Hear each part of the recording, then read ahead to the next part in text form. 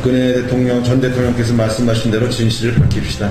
검찰 수사를 서둘러야 될 것 같습니다. 검찰특별수사본부는 오늘 오전 중으로 박근혜 전 대통령에 대해 소환 일정을 통보할 방침이라고 밝혔습니다. 검찰은 박 전 대통령이 피의자 신분이기 때문에 소환 일정이나 영상 녹화 여부 등을 조율할 필요가 없다고 강조했습니다. 예, 박근혜 전 대통령에 대한 검찰 수사가 본격화됩니다. 언제 출두해라, 이렇게 소환 날짜를 오늘 통보할 예정인데요. 신분은 피의자가 될 거다, 이렇게 발표했습니다. 코앞으로 다가온 검찰 조사 이모저모 국민의당 김경진 의원과 함께 짚어보죠. 김 의원님 안녕하세요. 네, 안녕하십니까. 수사의 절차, 그 수사의 프로세스를 쭉 볼 때 소환 일정을 통보한다라는 건 어떤 의미입니까? 그러니까 이제 그 피의자라든지 수사의 내용 또 수사의 어떤 사항에 따라서 소환 일정이 갖는 의미가 각각 다를 수는 있는데요. 예. 이번 사건은 어쨌든 직전까지 대통령이었던, 그리고 탄핵으로 파면된 이 전직 대통령에 대한 소환 아니겠습니까? 그렇죠. 그러면 아무리 탄핵으로 파면이 됐다 그러지만 전직 대통령이기 때문에 예? 소환을 여러 차례 할 수는 없거든요. 아하. 많아봐야 2번, 그렇지 않으면 1번 정도 조사를 하고 가부간의 구속 불구속 또 기소 불기소 여부를 결정한다라고 우리가 예상을 할 수 있고요. 예. 그렇다고 친다면 이미 매실은 익을 만큼 익었다. 그러니까 수사에 필요한 내용은 거의 다 완성되기 직전의 단계다, 이렇게 봐야 될 것 같습니다. 그렇군요. 그러니까 전체적으로 보면 그 최초의 검찰이 그 박근혜 전 대통령에 대해서 현직 대통령 시절에 이미 공범으로 공소장에 기재를 했지 않습니까? 했었죠. 예. 그다음에 특검도 이 지금 삼성 부회장에 대한 수사라든지 여러 사건 공소 제기를 하면서 박근혜 당시 대통령에 대해서 피고인들의 공범이다라고 분명히 적시를 했었고요. 특검도 그랬고 검찰도 그랬습니다. 예. 그렇다고 한다면 그때 당시 각각 검찰과 특검 수사에서 박근혜 당시 대통령을 피의자로 공소장에 기재할 수 있을 정도로 수사가 거의 무르익었었다. 아하, 알겠습니다.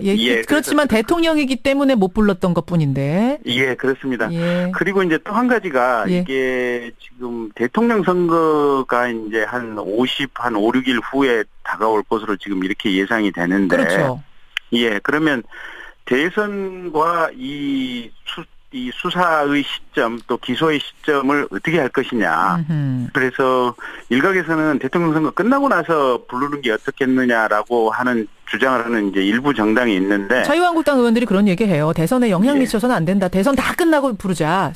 수사하자. 예. 근데 검찰에서는 오히려 그렇게 대선 끝나고 부르는지 여부를 결정하는 것 자체가 검찰 수사가 정치에 의해서 좌지우지된다라고 결론을 내린 것 같습니다. 그런 것 같아요. 그렇죠. 예, 그래서 신속하게 대선의 본선거 후보 등록 이전에 어쨌든 조사와 기소 여부를 가급적이면 최종 결정까지 다 마무리 지어버리자. 이렇게 지금 예상이 됩니다. 그러면 박근혜 전 대통령 소환에 바로 응할까요? 지금까지는 대면 조사, 비공개로 하는 것조차도 이런저런 이유 되면서 다 빠져나갔는데 이번엔 응하겠습니까? 그래서 이제 두 가지 가능성이 병존을 하는데요. 이제 지난번에 불응을 했었던 것은 이게 탄핵, 그러니까 본인이 대통령직을 잃느냐 유지하느냐 탄핵 재판과 직간접으로 연결이 돼 있었거든요. 그렇죠. 예, 그래서 검찰에 나가서 조사를 받는 것이 경우에 따라서는 탄핵 재판에 결정적인 영향을 미칠 수 있다라고 생각을 하고 주변에 법률 조언을 하시는 분들이 나가지 마라라고 얘기를 했을 가능성이 있고. 근데 이제 지금 상황은 탄핵에 대해서 가부간의 결론이 나버린 상황이니까 오히려 불출석을 하게 되면 체포영장이라든지 또는 구속의 사유가 누가 봐도 더욱 더 명백해지는 상황이기 때문에 그래서 이제 나가야 된다라고 조언을 하는 이제 분들이 있을 수가 있고요. 반면에 또 한 가지 가능성은 공범들 다 구속되지 않았느냐. 주변에 있는 측근들. 그렇다면 박근혜 대통령도 나가서 조사를 받고 나면 곧바로 구속영장이 청구될 것으로 당연히 예상이 되는데. 당연히 예상하세요? 소환 조사하고 나면 반드시 구속될 거라고 보세요? 저는 그렇게 예상을 하고 있습니다. 어느 정도나 그 퍼센트를 보세요? 거의 99% 보고 있습니다. 99% 구속될 거다 소환 조사 받으면. 예. 그러니까 자연인으로 본다면 이제 대통령 예, 아니니까요. 자연인 A 씨라고 본다면 반드시 이 정도 사안이면 구속 수사할 수밖에 없다. 예, 그렇습니다. 아, 그렇군요. 그게 그러니까 검찰도 영장을 청구할 수밖에 없는 게요. 예, 예. 일단 탄핵에 의해서 파면된 대통령 아닙니까? 그렇죠. 거기다가 주요 공범들 이재용 삼성 부회장을 포함한 주요 공범들이 다 구속이 됐지 않습니까? 예, 예. 거기다가 본인이 탄핵 재판 과정에서도 밝혔듯이 결국은 이 헌정 파괴의 프로세스를 여러 가지로 나열을 했는데 예. 마지막에 최종적인 이 탄핵 결정이 인용된 결정적인 방점은 이 절차적인 어떤 헌정 질서 파괴 행위거든요. 그걸 수사에 응하지 않고 탄핵 재판에 있어서 여러 가지 어떤 절차적으로 회방을 놓았다 이런 부분이 이제 어떻게 보면 헌정 파괴의 어떤 가장 중요한 부분 중에 하나다라고 헌법재판소에서 적시를 했는데 예. 그 부분도 검찰에서 무시할 수가 없을 겁니다.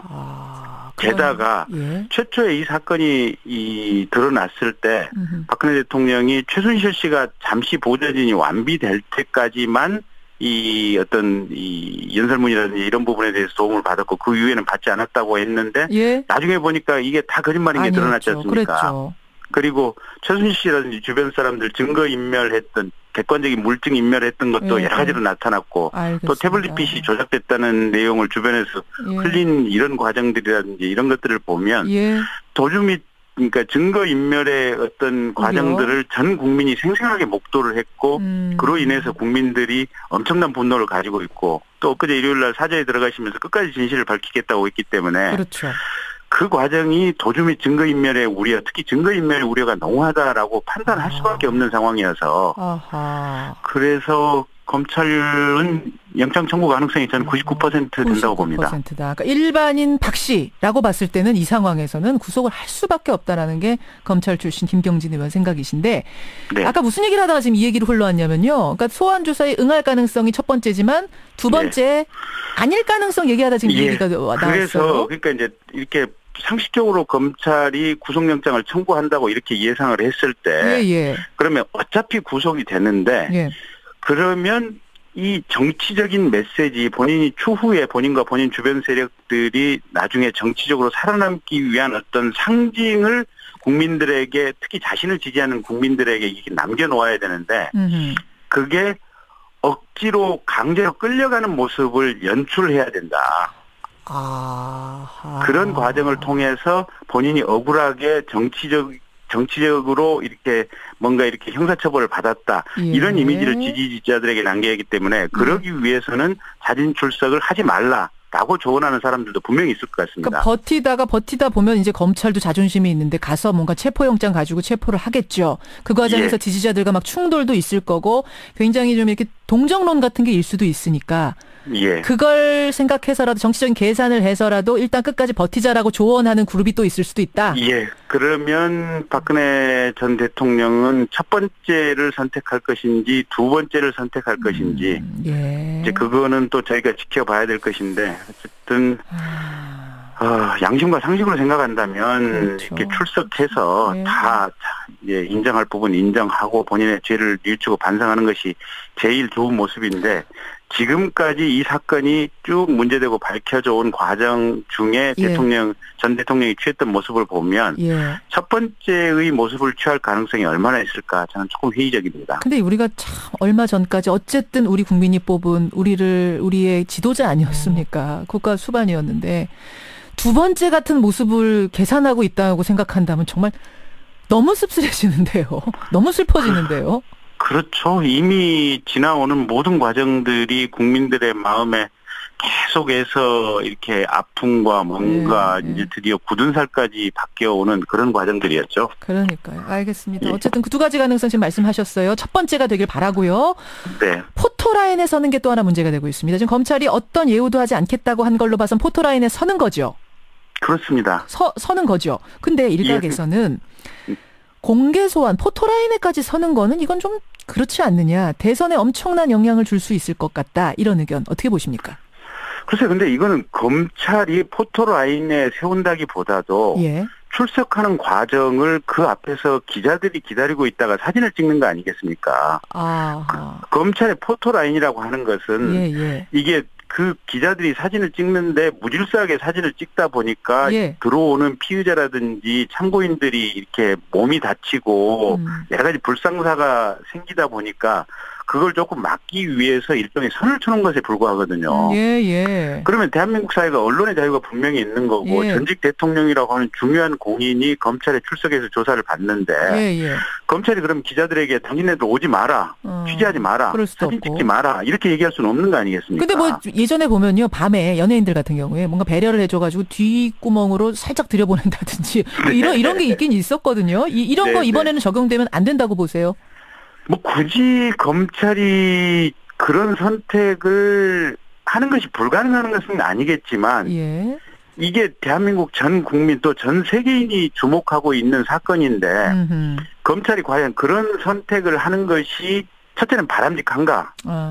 바람직하지 않다고 보고 있고요. 네. 그런 선택을 할 리도 없을 것이다. 그다음에 대통령 본인도 예. 어쨌든 죄가 있든 없든 검찰청에 출석하는 모습을 그렇게 비밀리에 들어갔다 나오는 것이 가능하다고 생각할지 또 예. 그러고 싶으실지 그분도 한번 그 부분도 반문해보고 싶습니다. 여기까지 오늘 말씀 듣죠. 김경진 의원님 고맙습니다. 네, 고맙습니다. 검사 출신 국민의당 김경진 의원이었습니다.